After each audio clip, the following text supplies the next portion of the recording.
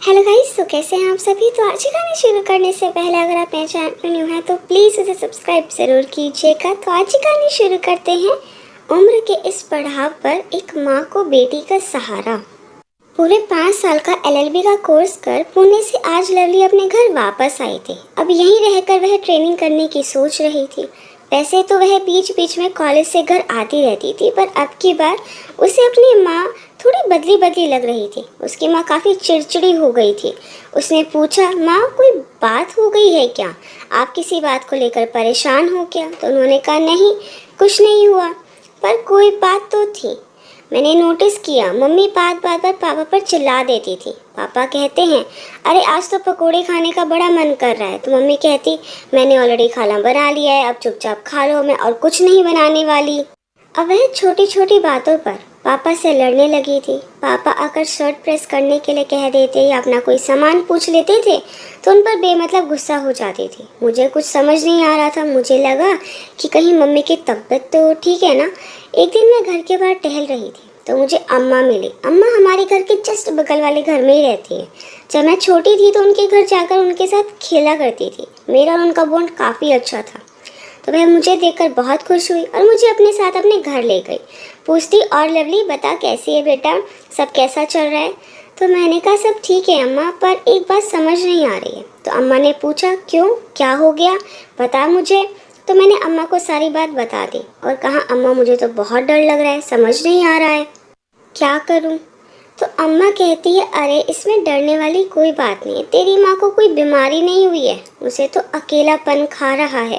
पहले तो वे तुम्हारे कामों में लगी रहती थी सुबह से लेकर शाम तक, पर जब से तू कोर्स करने के लिए पुणे गई और अब 2 साल तेरे भाई को भी हो गए कोर्स के लिए बाहर गए हुए, तो पूरा दिन अकेले घर में रहना आसान तो नहीं है।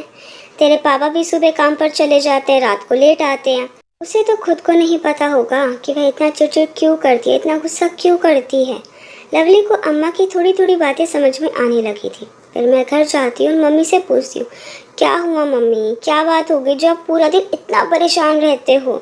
मैं आपके काम में थोड़ी मदद करवा दूँ?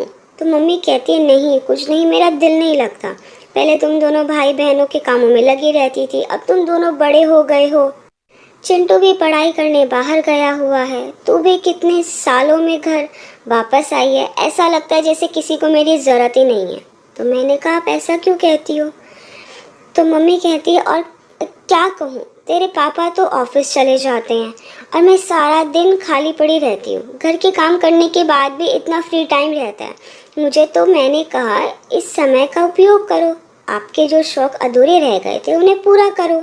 तो माँ कहती है, पर बेटा इस उम्र में, अब इस उम्र में मैं क्या कर सकती हूँ? तो मैंने पूछा, अच्छा आप बताओ, आपको क्या करके खुशी मिलती है? तो माँ ने कहा, मुझे कविताएं लिखकर, डांस कर कर बहुत खुशी मिलती है। तो मैंने कहा, ठीक है आप लिखिए, छोटी लड़कियों को डांस सिखाइए। तो माँ कहती है, अरे बेटा वह तो मेरे पहले के शौक थे। तो मैंने कहा, एक बार कोशिश तो करिए। तो माँ ने कहा, ठीक है। मैंने माँ को एक डायरी और पेन दिया। सुबह उन्हें वॉक पर लेकर जाने लगी। आसपास की लड़कियों को बहुत कम पैसों में ताकि काफ़ी बच्चे आ सकें, माँ को डांस सिखाने के लिए कहा।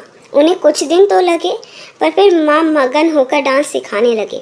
अब तो काफ़ी बच्चे आने लगे थे। धीरे धीरे माँ का चिड़चिड़ापन और अकेलापन गायब होता जा रहा था। माँ अपने ऊपर ध्यान देने लगी थी, जिसकी वजह से शरीर में फुर्ती भी वापस आ गई थी। माँ पापा को अपनी लिखी हुई कविताएं सुनाने लगी, जिससे इस पड़ाव पर आकर उनका रिश्ता और भी मजबूत हो गया था। इंसान अक्सर जिम्मेदारियों के चलते अपने शौक, अपने सपने भूल जाता है।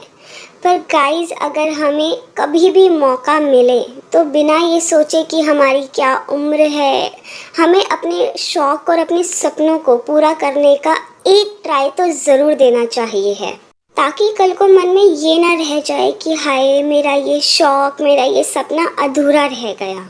गाइस, कमेंट करके ज़रूर बताइएगा कि आपका कोई सपना या शौक जो जिम्मेदारियों के चलते पूरा नहीं हो पाया हुआ हो और आप उसे पूरा करना चाहते हो और उसे करने की सोच रहे हो। आई होप गाइस कि आपको मेरी वीडियो पसंद आई। आपको मेरी वीडियो पसंद आई है तो प्लीज़ उसे लाइक ज़रूर कीजिएगा, शेयर कीजिएगा। मुझे कमेंट करके ज़रूर बताइएगा कि आपको मेरी वीडियो कैसी लगी। अगर आपने अब तक मेरे चैनल को सब्सक्राइब नहीं किया तो प्लीज़ उसे सब्सक्राइब ज़रूर कीजिएगा। Thank you so much guys मेरी वीडियो देखने के लिए।